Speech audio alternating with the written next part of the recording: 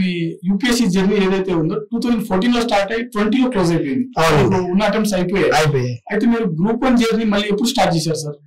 So నేను ఇందాక అన్నట్టు 2018 నుంచి నేను ఫ్యాకల్టీగా పనిచేస్తున్నాను వేరియస్ ఇన్స్టిట్యూట్స్ లో. అండ్ 2021, 22లో అంటే మనకి 2019-20లో అనుకుంటాను ప్రెసిడెన్షియల్ ఆర్డర్ ఫర్ తెలంగాణ వచ్చింది. లైక్ 95% రిజర్వేషన్ ఫర్ లోకల్స్ అనగానే అప్పుడు గ్రూప్ పోస్టులు వస్తున్నాయని అందరికి అర్థమైంది. సో అప్పటి నుంచి ఒక జర్నీ స్టార్ట్ అయింది. అంటే అశోక్ నగర్ లో అన్ని ఇన్స్టిట్యూట్స్ నుంచి ఒక గ్రూప్ వైపు ఓరియంటేషన్ స్టార్ట్ అయింది, గ్రూప్ 1 వైపు. సో అప్పుడు ఏంటంటే నేను తెలంగాణ మూవ్మెంట్ పైన ఎక్కువ అప్పుడు లిటరేచర్ లేదు ఇంకా, అంటే 1-2 టెక్స్ట్ బుక్స్ ఉన్నాయి.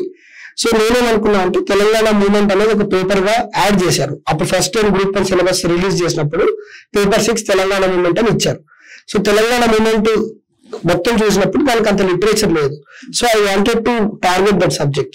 ఆ సబ్జెక్ట్ కి నేను మొత్తం వికీపీడియాలో గూగుల్లో అంతా వెతికి చాప్టర్ వైజ్ వెతికి వేరియస్ టెక్స్ట్ బుక్స్ చేసి నేను ఒక హోలిస్టిక్ గా ఒక మాడ్యూల్ తయారు చేశాను.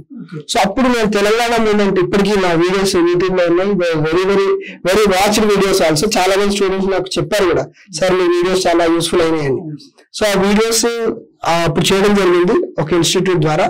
అండ్ వాటిని చేస్తున్నప్పుడే నాకు అనిపించింది okay, and group 1 UPSC syllabus చూసినప్పుడు 65 to 70% కామన్ ఉంది, మిగతా 30-35% మనకి తెలంగాణ స్పెసిఫిక్ సబ్జెక్ట్స్ ఉన్నాయి. సో వాటిని ఒకసారి అండర్స్టాండ్ చేసుకోవడం మొదలు పెట్టాను. ఎందుకంటే మన యూపీఎస్సీ అట్లాగే లేదు.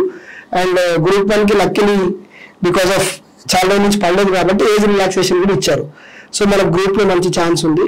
మనకున్న నాలెడ్జ్ ని ఇమీడియట్ గా మనం పోగొట్టుకోవడం కంటే కూడా గ్రూప్స్ లో ట్రై చేద్దామని అట్లా గ్రూప్ ఓరియంటేషన్ అనేది స్టార్ట్ అయింది.